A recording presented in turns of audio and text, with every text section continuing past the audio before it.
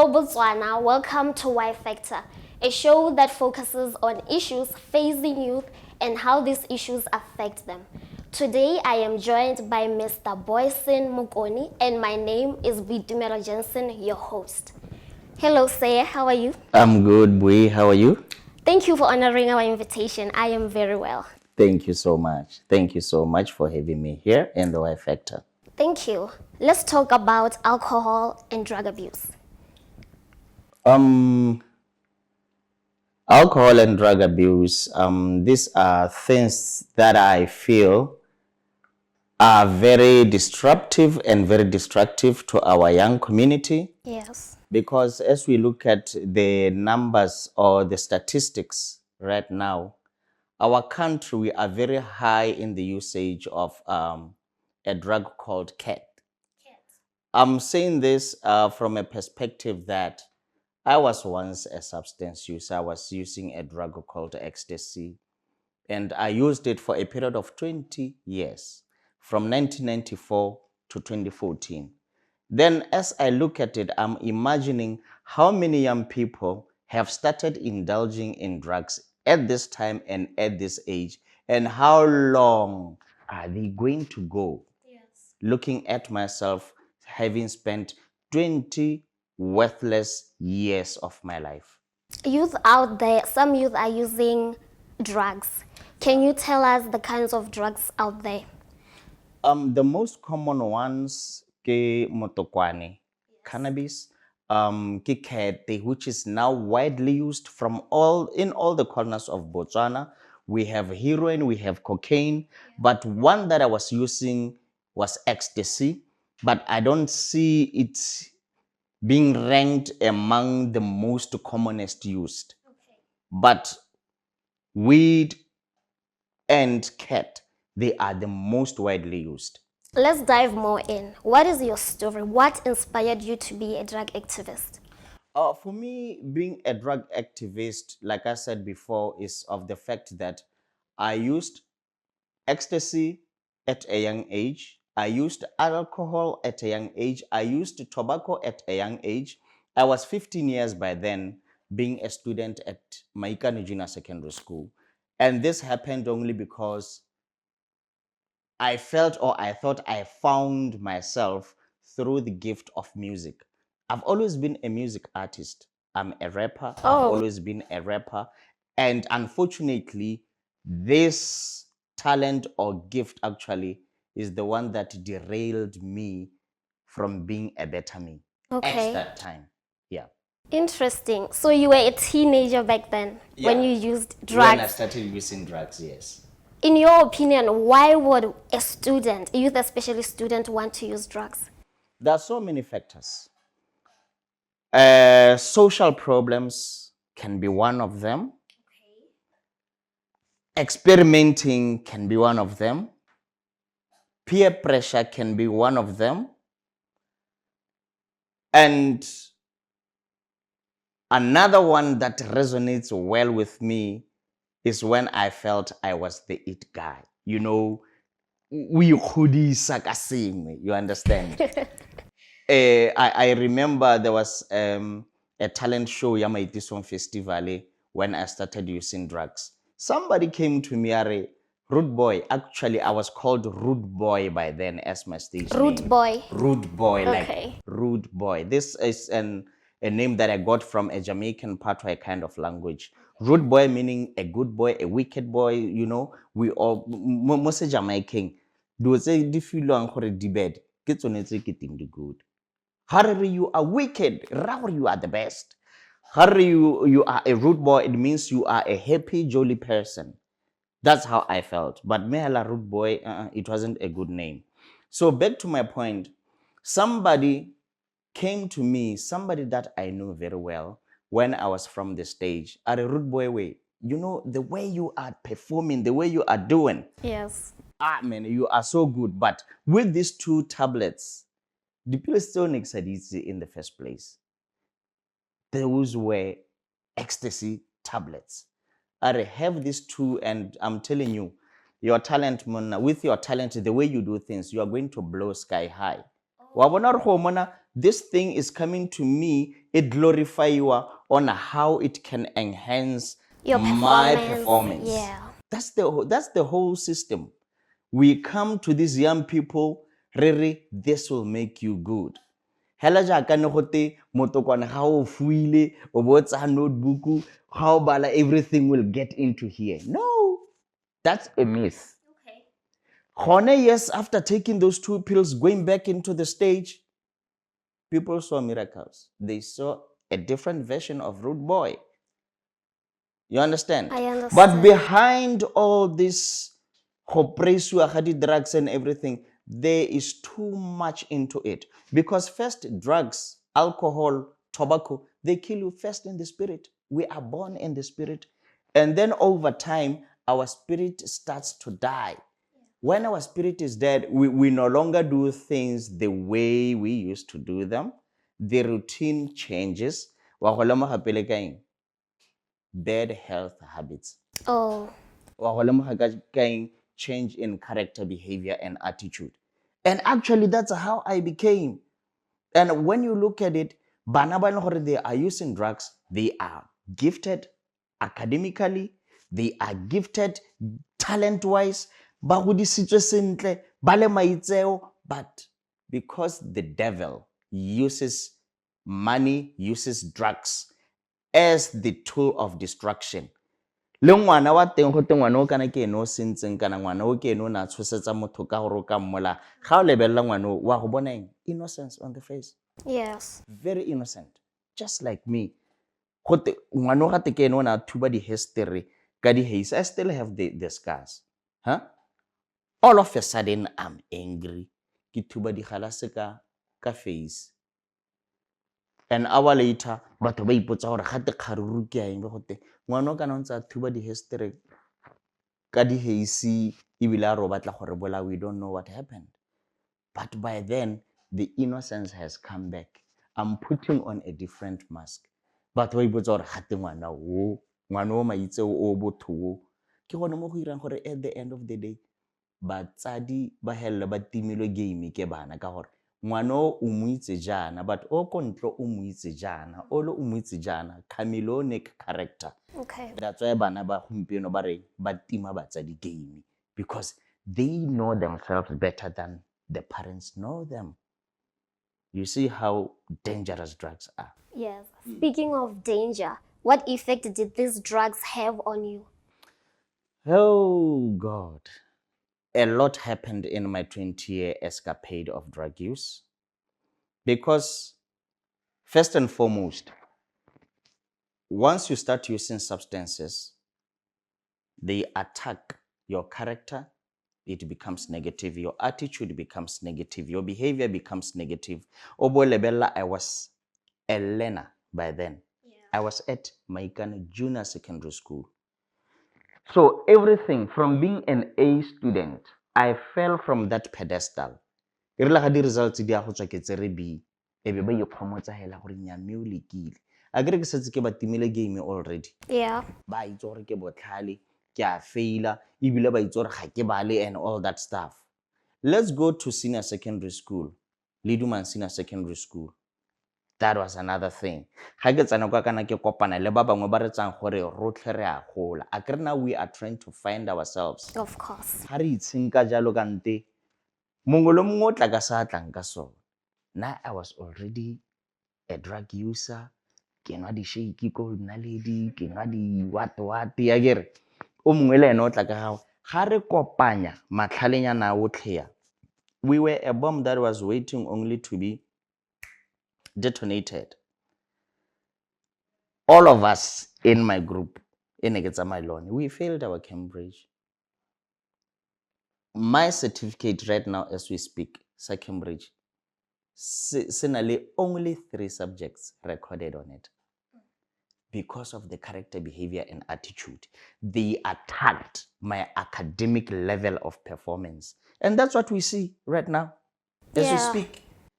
over the years, they actually are repeating or have been repeating what I did way back in the 90s, but remarkable 2000 and something right now. Yes. This pattern that I had, the character and behavior that I had, it's still inherent in all this young generation that is coming after me. That's when I decided, oh no, I can't let this happen. I know how dangerously my mama was trying to raise me. Yes. And the danger was actually me, towards myself and the people around me, only because of drug use. Yes. And then I decided, no, let me try and help at grassroots level. Grassroots level,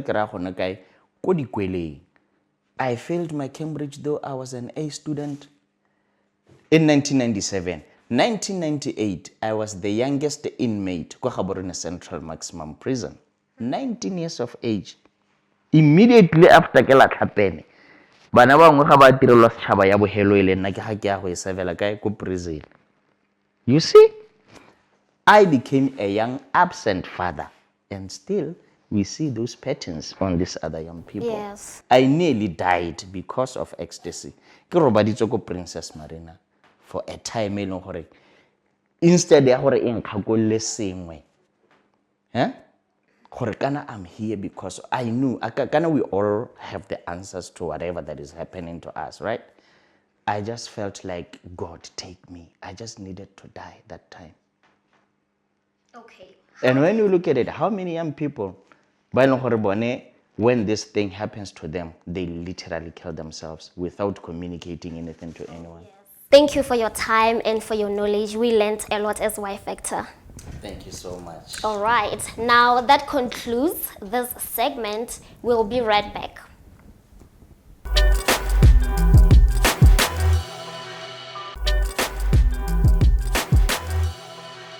Welcome back to Y Factor. I am joined by Lindsey Thebe, a psychologist in training.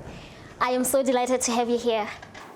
Thank you for having me once again. I'm excited to get into what we'll be talking about. One issue affecting students is the use of drugs and alcohol. Can you tell us some of the psychological effects of drugs on students? Right. So there is like a multiplicity of substances out there, right? Yes. As you mentioned, alcohol and drugs. But I mean, drugs in and of themselves have various categories. So I think it's best if we go through each one so that we also understand the different effects and also how, for example, prescription drugs, which are things we get over the counter from medical practitioners, how those in particular can also have adverse effects if they are maybe overdosed or, not taken in the right dosage. Go ahead. Right. So the first category I want to talk about is the prescription drugs. Like I said, these are medicines that we're prescribed by medical practitioners, usually with the hopes that they'll assist us, right? So there are about 3 categories. I'll just kind of broad them and then we'll get into it. But it's stimulants, opioids, and tranquilizers, or what are known as sedatives. So stimulants, right? As the name implies, stimulants stimulate you. They increase your energy, your alertness, your awareness, but they can also induce anxiety because your nervous system is on edge. It's being highly stimulated. And usually stimulants are prescribed for conditions such as ADHD, attention deficit hyperactive disorder, right? And the particular one that's quite common is Adderall. So if you maybe overtake Adderall, you are likely to experience those symptoms, a heightened central nervous system, which also manifests psychologically in anxiety, that incessant worry about, or fear about things that are going to happen. Yeah. Okay. Now, how do you approach assessing and treating individuals with substance use disorders? Well, in terms of approaching and treatments, the first thing you want to do is screen for severity, right? So with screening, we usually use various diagnostic tools, or not diagnostic, assessment tools. So the 3 that come to mind are the audit, the ASI, and the DUST. So the audit stands for Alcohol Use Disorders Identification Test. This is more of like an application kind of test, the way you answer questions, and it's used to get what we know in like psychological circles as FIDO. FIDO stands for your frequency of use, the intensity of the psychological effects, the duration of use, as well as the onset when you started to use, particularly alcohol. And then the ASI is the Addiction Severity Index. And this is more of like a phenomenological kind of test, where we're not just like looking at how many circles you fill in, but we also want to understand how you developed this addiction. So when I say like phenomenological, we mean like interviews and things like that, to understand where your risk is and to also understand what perpetuates your addiction. Yeah. And then the DAST, the last one that I mentioned, is the drug use, I believe it's severity test or screening test. I think it's screening actually. And this is particularly for the use of drugs, like usually illicit substances like your cannabis, marijuana, crack cocaine, also different types of opiates that usually are used. They are generally prescribed, but they can be used for illicit use. For example, codeine, morphine, fentanyl, right? So with the DAST, it's usually assessing like your risk, just as a drug user, and then also the efficacy of treatment, like how effective will you be in treatment for that particular drug, because substances are varied in terms of how they impact a person. Some are easy to withdraw from, or rather, get over an addiction. For example, that would be marijuana on the scale of things. But then on the extreme end, you've got things like crack cocaine, which are incredibly hard to reduce use, or rather, quit altogether. Academy, you approach each individual with compassion and understanding. 100%. That would coincide with, at least with psychological practice, our code of conduct, our ethics, right? The number one principle is beneficence and non-malfeasance, right? Beneficence, and those two together instruct professionals to do good to others, but also making sure to not do any harm. And it's very important to have those two together as a working relationship, because it's one thing when you're dealing with someone with a substance misuse disorder is to, try your best to do good unto them. But usually what you find with addiction is it has a huge stronghold over people's lives. And so you need to make sure, okay, fine, if I get to the point where I can't really do something about the addiction, at least I make sure that I don't cause them further harm. I leave them in the same place that I found them. That is the aspect of non-malfeasance. I think that is very important.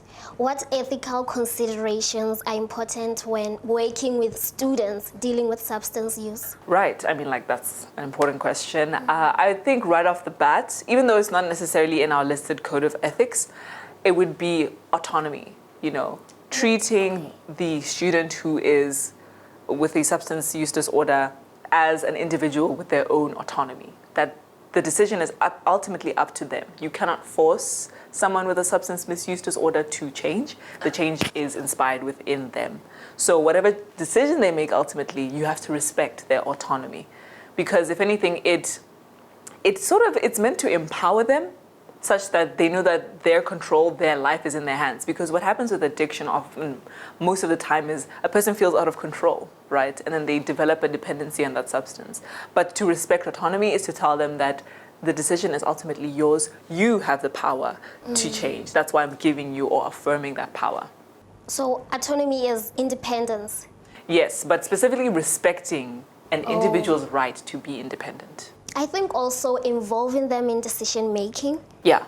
Yeah, okay. That would be, if anything, letting them lead in decision making, because ultimately it is their predicament with substances. What puts people at risk when using substances? I would say a variety of things, but I think if we were to maybe, conjecture, do an educated guess on the stats, socioeconomic status has a huge role in terms of drug use. Not even just drug use, substance use, sorry. Usually, socioeconomic status will impact the substance being used, right? Because substances vary in terms of the expenses and accessibility, right?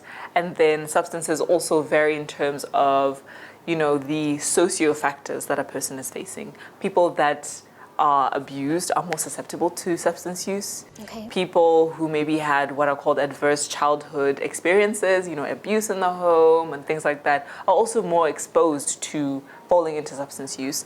And then on the latter side, you also find that what is called wealth accumulation substance use is what happens when a person develops their lifestyle or their income such that they are now bored with normal things, that they're out there thrill seeking, so then they end up falling into hard substances. So it's very varied in terms of who is susceptible to, but the case in point is that there are substances that predate various people. Okay. Yeah. Lindsey, that was very informative. Thank you for being here. Thank you very much for having me. Now that ends our conversation on drugs and substance use. Thank you for tuning in. We'll see you next time.